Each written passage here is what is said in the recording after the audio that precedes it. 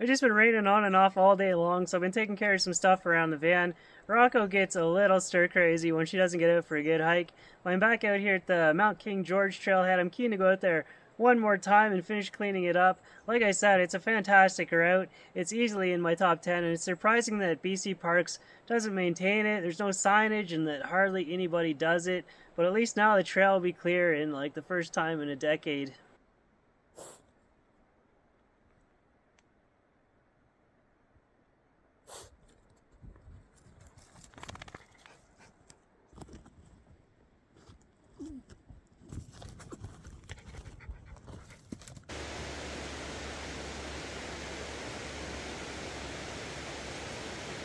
I did King George in a day. That's not how you typically do a route like this. You should break it up into like 2 or 3 days. The first day is your approach, then you do a bivvy at the base of the mountain, then you start bright and early. Hopefully you get a little bit of a freeze and the snow conditions are at their most solid. I just feel like it's the middle of the summer. The snow has gone through so many freeze-thaw cycles and it's just condensed into a solid mass. I felt pretty safe up there, but yeah, it's not how you normally do it.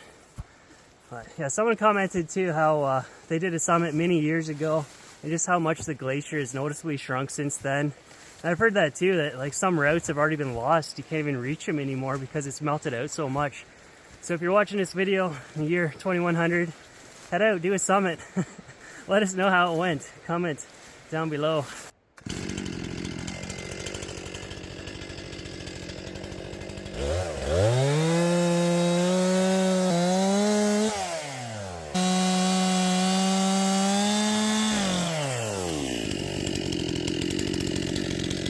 Yeah, this is where it gets really bad. It's a process trying to figure out where the trail used to go through here. You just got to search down to the bottom layer and find where the old cut logs are. Let's go inch by inch.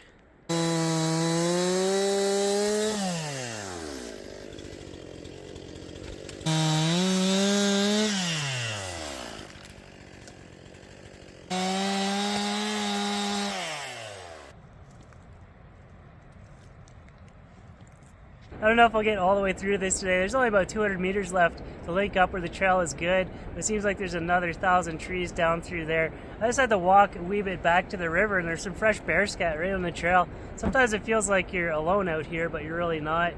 But I think I can stand my ground if I'm wielding a chainsaw.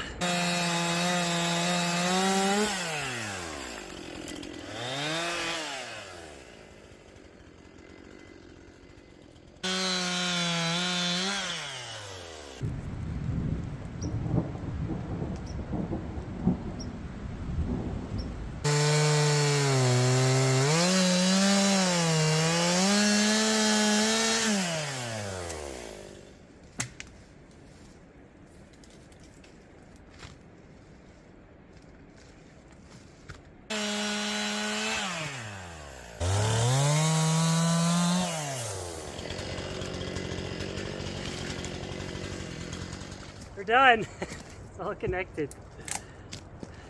So if you're looking for an excellent route in the Rockies, this is it. And it's all open now. No bushwhacking required. There's still time to get it this year before the snow falls. At least the bears should be enjoying this trail.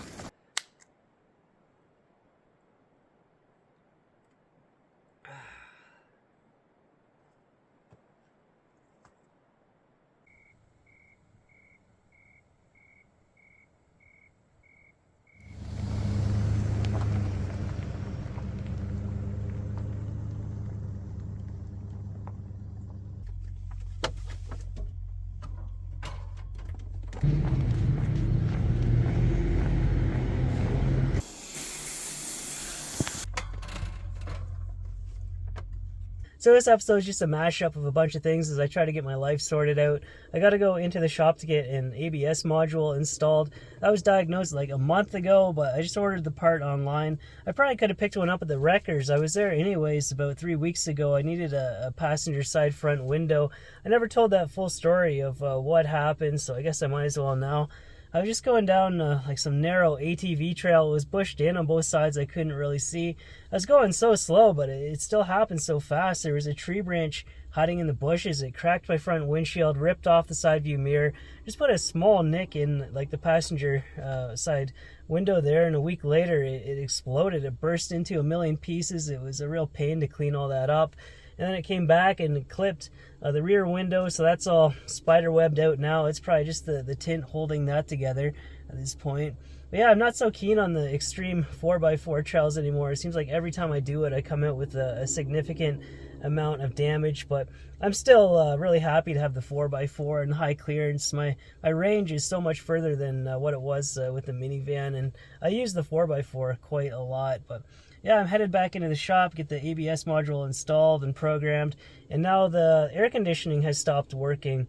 It seems like every time I do Into the Shop episode, there's a bunch of comments, oh, you should have got a Ford or this or that, but there's a bunch of van life channels out there driving Fords and Sprinters and Dodges that are spending a lot of time in the shop. It is what it is.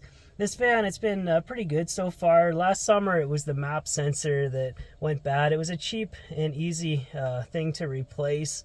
It just took like 2 weeks to get it diagnosed, which was kind of irritating. And then there was a fuse under the hood that melted. That was my fault. I just set it up wrong. I overloaded it. I slow cooked it. And yeah, that's about it. So hopefully the AC is not a big thing to get repaired. These are the pants I was wearing at the beginning of July when I went up Blockhead and the bear spray went off my pocket. Every time I go to the laundromat, I run them through. They've probably been washed at least 10 times now, but they still burn my legs. So I'm going to take them down to the creek and just try to soak them in detergent for the day and see if that helps.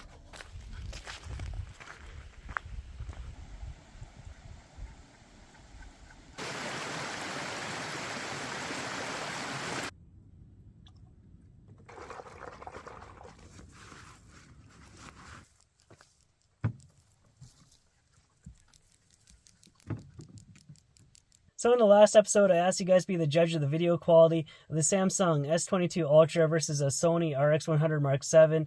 And overwhelmingly, people chose a Samsung that looks better, which is pretty amazing that a phone can hold its ground against an actual camera. And this thing was not cheap either.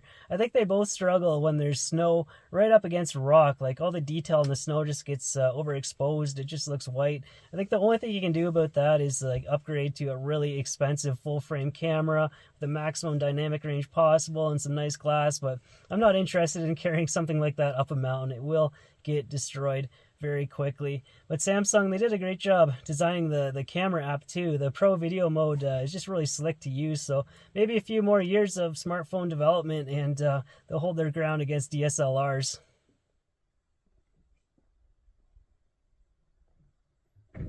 I just headed up an easy one today, Joss Mountain outside of Revelstoke. I feel like I've earned an easy one. Huge huckleberry patch here though. I'll have to gather some up on the way back down. I bought some freezer bags. So like last year, I was eating them well into November. I'll have to do that again.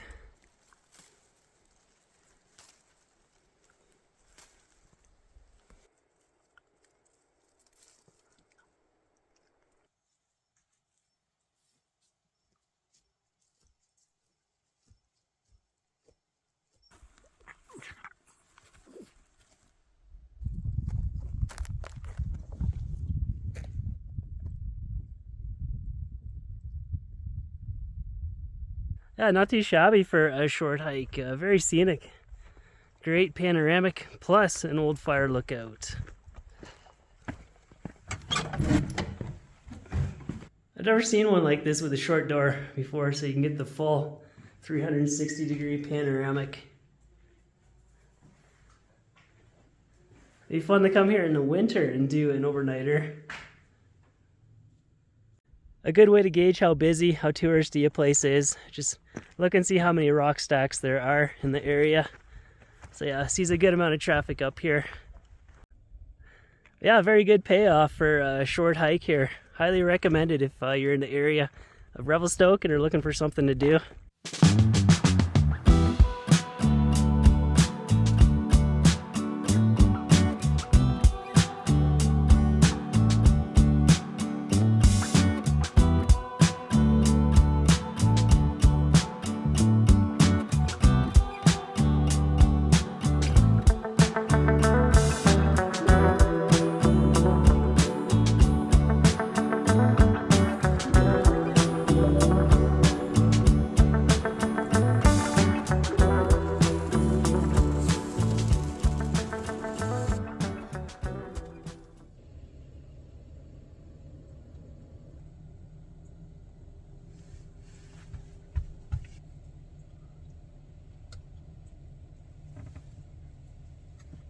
That was so delicious. Life goal achieved.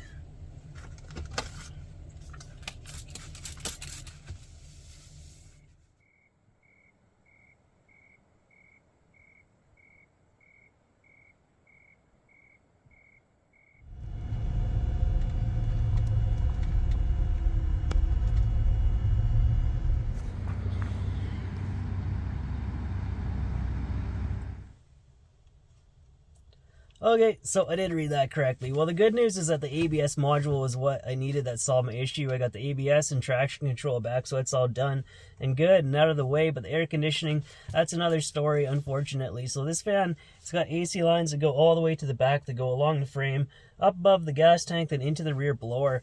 So I guess one of the lines was touching up against the gas tank. It was just rubbing and it wore a hole through it. So that was probably really good for the environment to leak all that out. But I don't know if that's like a common design issue with these vans or if just things have moved around from all the backroading that I do.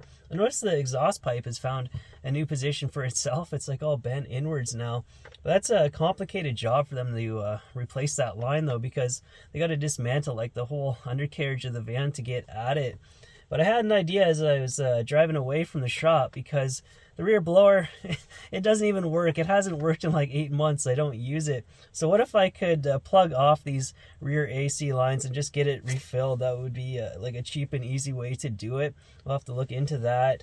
But yeah, I need to have the AC because I charged the house battery with the DC to DC charger, and it'll overheat without the AC running. So it's yeah, it's a necessary thing to have.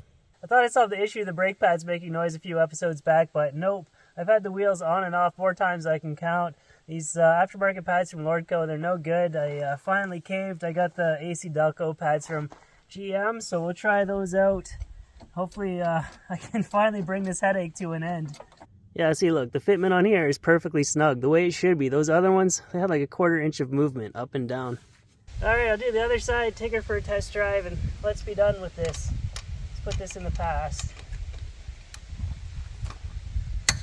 So I was talking with a friend about how to repair this AC line, and then I found a Scotty Kilmer video. He had these AC line splice kits. I don't think I could use that on the back to try to save that line. It's just too tight. I wouldn't be able to fit my hands in there. But I also found these termination blocks. I think I need to cut it as close as I can to the T intersection, because if I tried to cut it down underneath the van where it's easier to reach, I think there'd be air trapped in the line that I couldn't get out. So that is one of them. It's a 5/8 that I'd need. The other one is way down there. It'd be hard to cut it. It's a 3/8. But I mean, these intersections are just bolted on. Is there like another part that I can just swap that out for that'll block it off?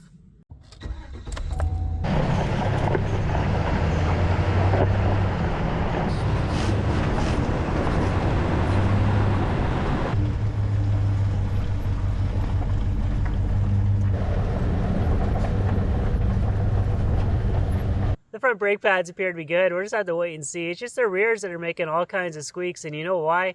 Because those are aftermarket pads. So we'll just have to keep chipping away, trying to get this van back into shape. I think that's the end of this episode. It feels like it's been a really random one, but I'll check the comment section and see if anyone has any good suggestions on my air conditioning situation. But thanks for watching and coming along. And thank you to Patreon supporters. Hope everyone is doing good, and I'll see you in the next one.